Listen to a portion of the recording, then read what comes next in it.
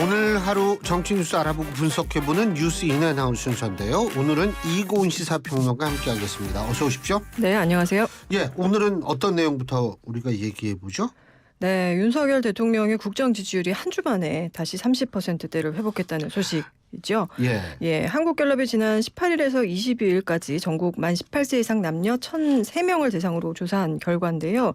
이 윤 대통령의 직무수행 긍정평가가 31%, 부정평가는 60%를 각각 기록했습니다. 저희가 지난주에 20주 만에 20%대로 또 맞아요. 떨어졌다. 예. 4%포인트나 떨어졌다. 이렇게 여론조사 결과를 소개를 해드리게 됐는데 롤러코스터죠. 그러니까. 네, 예. 근데 이걸 다시 또 한 주 만에 회복을 했네요. 그리고 부정평가는 5%포인트도 떨어졌습니다. 지난주에는 훅 떨어지고 또 이번 주엔 다시 훅 오른 것이다. 이렇게 볼 수 있겠는데요. 예. 이 긍정평가의 이유는 뭐 어떤 것이 있느냐 꼽아보니 외교가 가장 상위에 올라 있었고요. 또 노조 대응 등이 긍정적으로 평가한 이유로 꼽혔습니다. 그리고 또 부정평가의 이유로도 또 외교가 가장 높은 순위에 올라 있는 비율을 차지했었고요. 또 경제, 민생, 물가, 또 일본 관계나 강제동원 배상 문제 등도 부정평가의 이유로 꼽혔습니다. 이 조사를 진행한 한국갤럽 측은 대통령의 직무 부정평가 이후 양쪽에서 외교 사안이 지금 계속 2달째 최상위를 오르고 있는 이유로 꼽히고 있다라면서 그렇지만 일본 관련 직접 언급은 점차 줄고 있고 또 지난주에 논란이 됐던 미국의 동맹국 도감청 건도 그 기밀 문건 유출 용의자가 체포가 됐었기 때문에 어느 정도 잦아들었다 이렇게 분석을 했습니다. 이번 조사의 오차 범위는 95% 신뢰 수준에서 플러스 마이너스 3.1%포인트고요. 자세한 내용은 중앙선거 여론조사 심의위원회 홈페이지를 참조하면 됩니다. 이 사안을 보면 대통령 직무 긍정 부정평가 이후 양쪽에서 계속해서 외교 사안이 가장 높게 나타나고 있는데요. 이 부분은 좀 어떻게 평가를 하시는지요? 두 가지 의미가 있다고 봅니다. 외교가 그만큼 쟁점이 돼 있는데 문제는 외교가 국내 정치로 이제 스며들었다라는 그런 측면이고요. 그 외교가 국내 정치에 이렇게 국내 정치화가 되면 여기에서 아무래도 진영 논리가 들어갈 수밖에 없거든요. 그러니까 이 외교로 바라보기보다는 진영으로 바라보기 때문에 지금 이게 긍정평가에서도 1위, 부정평가에서도 1위가 되는 것 같다는 생각이 드는데 사실은 이건 그렇게 바람직한 현상은 아니라고 봅니다. 외교는 뭐 금방 우리가 어떤 이 성과를 도출해낼 수 있는 것이 아니라 장기간 프로세스이기 때문에 그 프로세스를 우리가 하면서 조금씩 결과가 가시화되는 것이 외교인데 이게 막 외교 때문에 막 4%포인트 오르고 막 글쎄요. 이거는 전 그렇게 건강하다고 보이진 않네요. 네. 그렇지만 또 외교 이슈가 또 한동안 계속 이어질 전망이잖아요. 그렇죠. 예. 네, 윤 대통령의 국빈 방미 일정도 예정돼 있고 또 이번 주에는 이 외신 로이터와의 인터뷰 중에서 우크라이나 그리고 대만 관련 발언도 여파가 상당할 것 같아서 이 부분 주목되는데요. 또 이 외교 사안으로 인한 지지율 전망 어떻게 보시나요? 일단은 저는 우크라이나, 대만 발언이라는 것이 특히 이제 대만 얘기를 할 때 미국이 쓰는 용어를 많이 쓴 것이다. 뭐 이런 분석이 있는데 어쨌든 미국과 그만큼 미국의 입장에서 우리가 보조를 마친다라는 것을 확실히 확실한 그 보조를 마친다는 시그널을 주려고 했다라는 그런 의미가 저는 있다고 보고요. 그런데 이게 시그널을 줬으면 반응이 있어야 될 거 아니에요. 그렇죠. 그러니까 한미 정상회담에서 어떠한 결과물을 갖고 오는지에 따라서 이 두 가지의 발언의 논란의 어떤 그 평가도 역시 한꺼번에 내려질 것이다라는 생각이 듭니다. 그렇기 때문에 사실은 윤석열 대통령의 입장에서 볼 때에는 그만큼 좀 부담스러운 상황이라고 볼 수가 있는 거죠. 네, 이 발언이 공개된 시점도 이 방미를 앞두고 있는 시점에서 그렇죠. 더더욱 그러니까 논란인 것 같아요. 확실히 우리는 니네하고 보조를 맞출 테니까 이제 공은 당신네들한테 넘어갔다. 이 시그널이거든요. 간단히 얘기한다면. 네, 맞습니다. 어떻게 반응할지는 봐야죠. 네. 그리고 또 눈여겨볼 만한 점이요. 이 소개를 아까 해드린 것은 아니지만 이제 정당 지지율을 보면 예. 이 거대 여야가 각각 32%로 똑같은 지지율을 기록을 했거든요. 근데 또 무당층 비율을 보니까 31%로 지난 대선 이후에 최다 기록이라고 합니다. 이 무당층과 거대 양당이 서로 비슷한 이 비율로 지지율을 1대1로 거의 이렇게 가지고 있는 상황인데 이런 정치 지형의 변화, 차기 총선을 앞두고 이 제3지대론이 뭐 항상 나오기는 합니다만 또 얼마나 영향을 미칠 거라고 보시나요? 글쎄요. 일단은 저는 여기서 참 재미있는 현상이 하나 있어요. 호남에서는 민주당 지지율이 13%포인트 상승했습니다. 그리고 서울에서는 지난주 대비 8%포인트 떨어졌고요. 인천 경기에서는 10%포인트 하락했거든요. 민주당 지지율이. 근데 호남에서는 13%포인트 상승했다는 거예요. 그래서 제가 이걸 보면서 느끼는 게 뭐냐면 아무래도 대안 세력, 뚜렷한 대안 정치 세력을 찾지 못한 상태에서 호남은 지금 민주당의 위기 때문에 결집을 하고 있다라는 해석이 가능하다고 보고요. 서울, 인천, 경기야 뭐 사실은 다른 이게 평균 4%포인트보다도 훨씬 더 많이 떨어졌다라는 건 사실 이 다음번 총선에서 민주당이 이거 어떻게 돼야 되는지 어떤 전략을 해야 되는지를 좀 굉장히 고민해 봐야 한다라는 그런 것을 시사하는 부분이라고 생각이 듭니다. 네. 그리고 사실 저는 또 하나 주목하는 것이 지금 민주당의 이것이 하락이 끝인지 예? 이번 조사가 네. 아니면 추가적인 하락의 과정인지를 아직은 우리가 알 수가 없다는 거죠. 그것은 뭐냐면 도덕성과 이른바 정의에서 치명상을 지금 받고 있는 민주당이 이 문제를 어떻게 수습하느냐. 여기에 따라 달려있는 문제라고 생각을 하는데 일단은 내일이죠. 내일. 네, 그것도 밤 내일이죠. 11시라고 그러더라고요. 그렇죠. 예. 네. 그 송영길 전 대표의 기자회견이 하나의 또 중요한 모멘텀이 되지 않을까라는 생각이 듭니다. 한 가지만 제가 더 지적한다면 네. 지금 가만히 보면 민주당의 지지율 하락에 대한 반사이익을 국민의힘이 얻지를 못하고 있어요. 그리고 국민의힘의 지지율 하락의 반사이익을 역시 민주당이 얻지 못하고 있거든요. 그렇다면은 이게 원래는 그러니까 일반 여론이 볼 때는 두 정당 모두 다 그나물의 그 밥이라고 생각한다는 거죠. 네네. 그게 그거다. 뭐 이쪽 싫다고 해서 저쪽으로 가지도 않고 이렇다는 얘기거든요. 그래서 아까 말씀하신 뭐 제3지대론 뭐 이런 얘기가 아마 뭐 설득력을 얻는다 이런 분석을 하시는 분도 있겠지만 어쨌든 저는 거기엔 동의하지 않지만 국민들이 현재 양당을 바라보는 시각은 둘 다 똑같다라는 식으로 바라보고 있다라는 그런 해석도 좀 가능하다고 봐요. 예. 네, 뭐 제3지대의 희망을 갖기보다는 이게 정치 혐오의 정치 다른 뭐 맞습니다. 현상이 아닌가 싶은데. 정확한 말씀이세요. 그러면 이제 이번 주 이렇게 민주당 지지율이 하락하게 된 아주 중요한 요인이었죠. 이 전당대회 돈봉투 의혹 핵심 당사자인 송영길 전 대표가 이 프랑스 파리에서 기자회견을 통해서 입장을 밝히고 나서 귀국을 할 것이다 이런 보도가 나오고 있습니다. 이게 논란이 시작될 때만 해도 귀국 의사를 손 전 대표가 뚜렷이 밝히지는 않았었잖아요. 근데 이제 입장의 변화가 좀 감지가 되고 있는데요.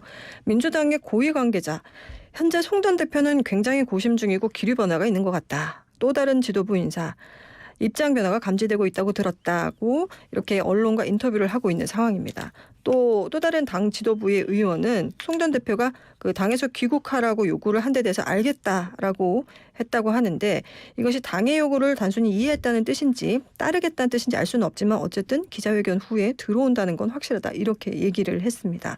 이러한 전원들을 종합을 하면 이 송 전 대표가 내일 이번 의혹과 관련한 입장을 밝히는 기자회견을 하고 나서 원래 7월 정도에 그 입국을 할 그렇죠. 것이라고 했었는데 그렇게 시간을 끌지 않고 귀국하는 쪽으로 입장을 정리 중인 것으로 관측이 됩니다.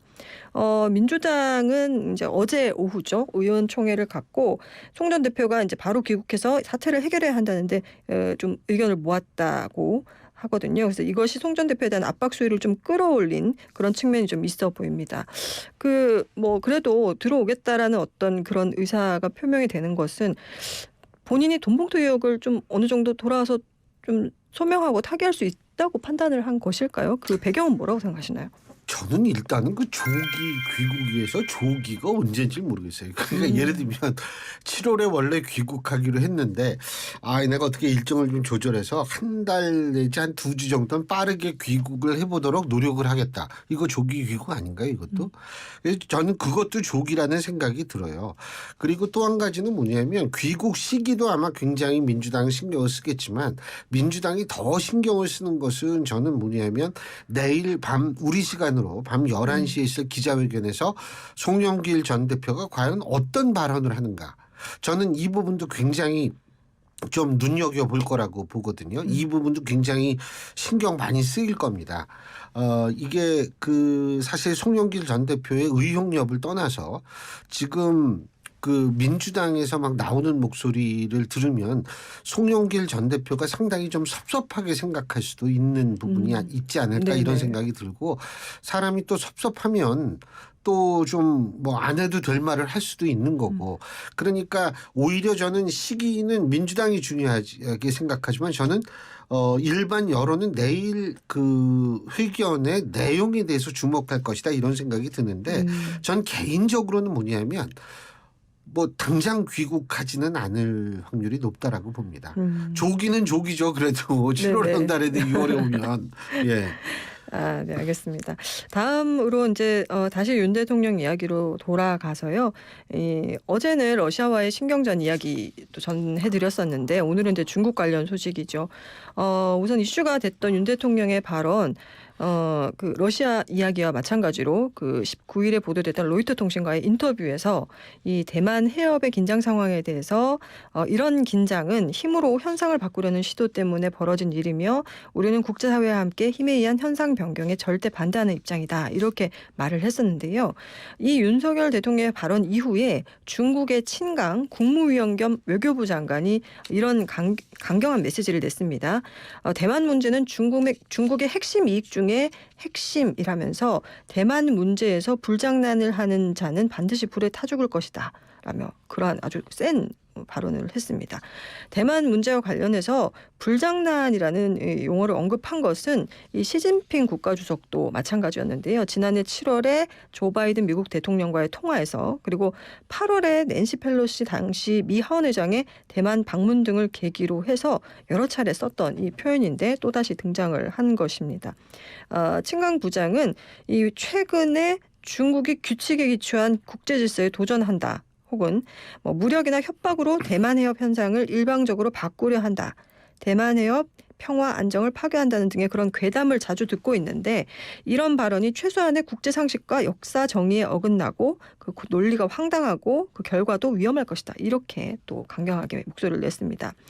물론 이 발언에서 윤 대통령의 실명을 거론하지는 않았어요. 그렇지만 윤 대통령의 발언의 취지를 거론을 했고, 또 전날 한중 양국이 윤 대통령 발언을 두고 공방을 벌였던 점도 있기 때문에 이 윤 대통령의 그런 발언에 대한 견제의 취지로 언급을 한 것으로 풀이가 되고요. 또 이제 한미 정상회담이 이뤄질 예정이기 때문에 여기에서 대만 관련 논의에 한미 양국의 견제구를 던진 것으로도 해석이 되고 있습니다. 정상회담에서 대만 관련 논의도 또 있지 않을까 싶은데 어떤 이야기가 오고 가고 또 그에 대해서 중국은 어떤 반응을 내놓을 것으로 전망을 하시는지요? 일단은 불장난을 하는 자는 타 죽는다라는 것은요, 이게 고사성어에 나오는 내용이라고 저는 알고 있습니다. 그러니까 이거는 사실 그런데 그럼에도 불구하고 이런 고사성어를 외교적으로 사용한다라는 것, 이것은 사실 우리 입장에서 볼 때에는 중국이 지금 우리나라 대한민국을 어떤 시각으로 바라보고 있는가를 단적으로 표현하고 있다라고 저는 생각이 들기 때문에 아주 기분이 썩 좋지가 않습니다. 그리고 대만 관련 논의가 있을 가능성도 있죠. 저는 여기서 이런 말씀을 드리고 싶어요. 대만 문제에 대해서 왜 우리가 신경을 쓸까? 그리고 예를 들면 하여간 그 부분을 우리가 놓고 본다면 사실은 대만에 물론 그런 일이 있으면 절대로 안 되겠지만 중국이 만일 어떤 현상 변경을 하려고 한다면, 그러니까 이건 간단히 얘기하면 스테이터스 코어거든요. 국제정치적인 현상 유지를 우리는 주장한 거였고, 현상이 만일 변경이 되는 시도가 한다면 우리는 그러면 우리한테는 어떤 의미를 가질까? 저는 그걸 생각해 봐야 된다고 생각해요. 그거는 뭐냐면 북한이 근거 없는 자신감을 가지게 만드는 상황이 될 수도 있어요. 그렇기 때문에 우리는 대만 문제를 반드시 양안 문제, 남해 문제, 이런 식으로 생각해서는 좀 곤란하다고 생각을 합니다. 그런 점을 대한민국 야당도 좀 생각을 해줬으면 좋겠다. 이런 생각을 하죠. 예.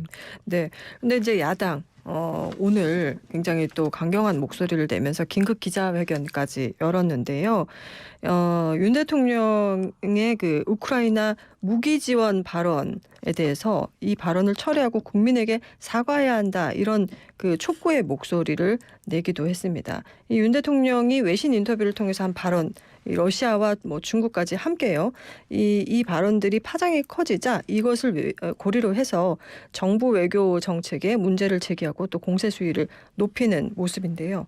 이재명 대표가 뭐 이런 발언들을 했습니다. 우리 국민과 국제사회에 윤 대통령이 천명했던 그 살상 무기 제공 불가 원칙을 아무런 배경 설명도 없이 저버리겠다고 선언했다. 만약 실제 우크라이나에 무기 지원이 이뤄진다면 그 파장과 충격은 상상을 초월할 것이다, 이렇게 이야기를 하기도 했고요.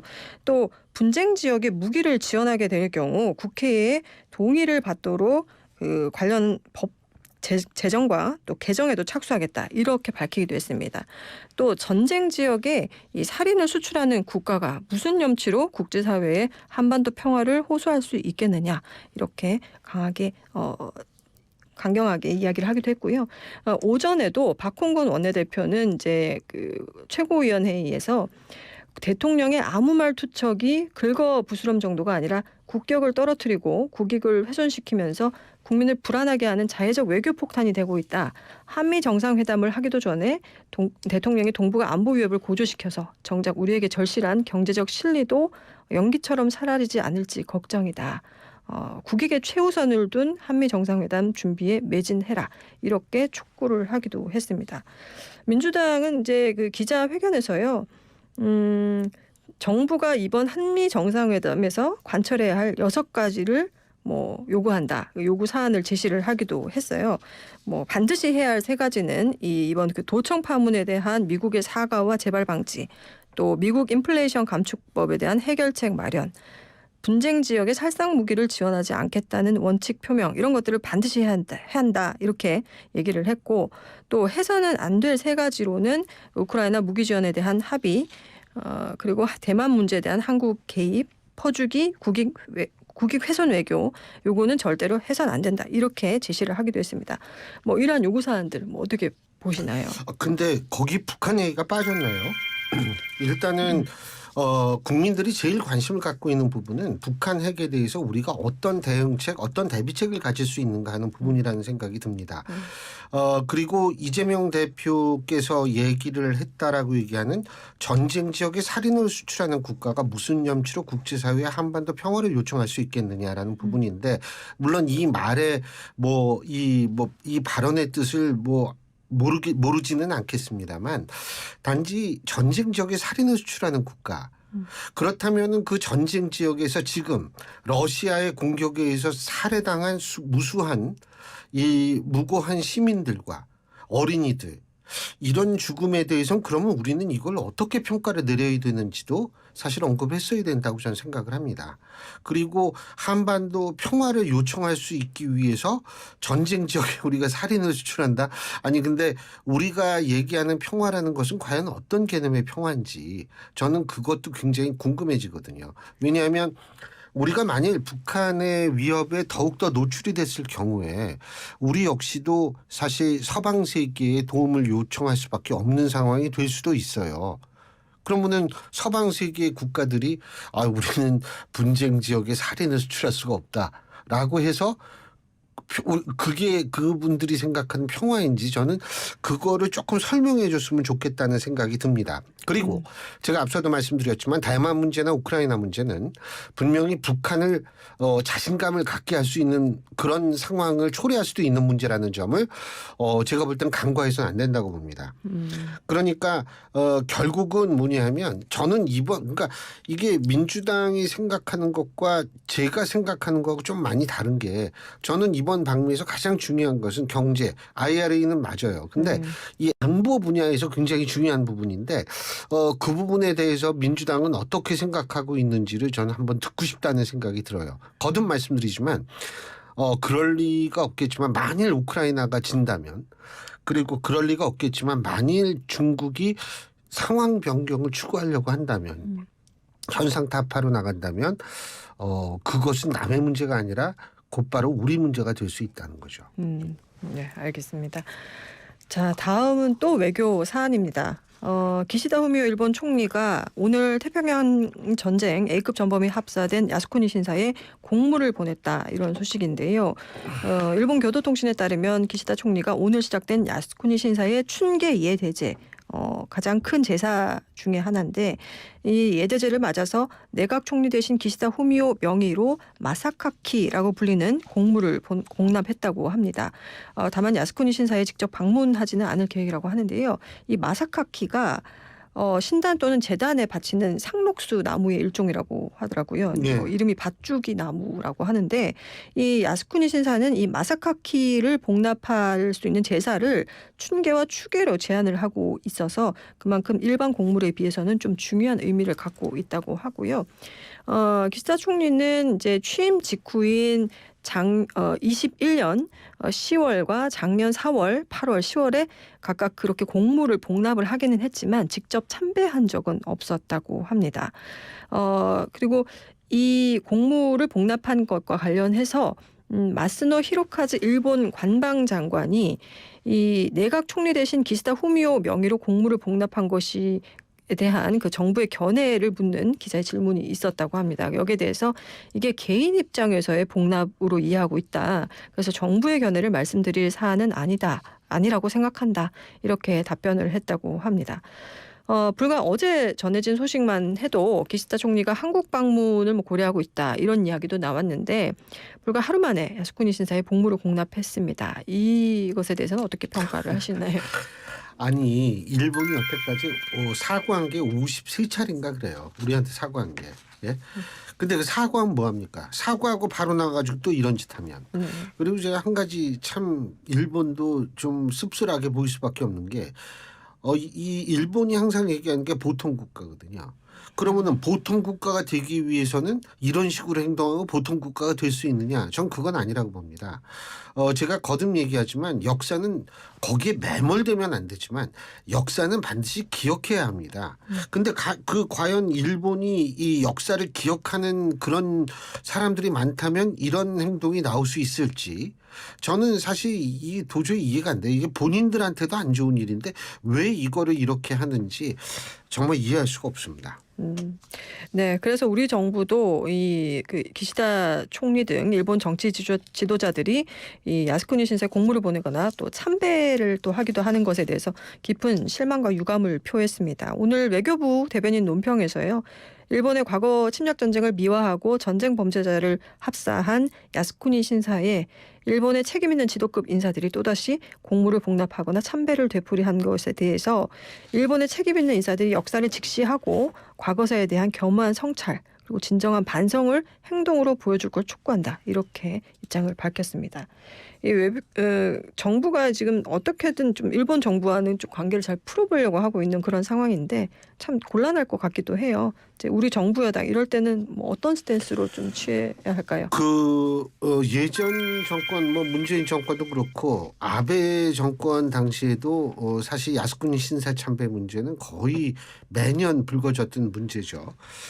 그렇기 때문에 제가 볼 때에는 이렇게는 따져볼 수 있을 겁니다. 기시다 총리가 그런 얘기했잖아요. 일본 과거 정부에서 언급한 그러한 스탠스를 자신들도 계속 유지하고 계승하겠다라고 분명히 얘기했는데 이게 계승하는 게 아니잖아요. 네. 그러니까 이런 거는 한번 따져 물어볼 필요가 저는 있다고 봅니다.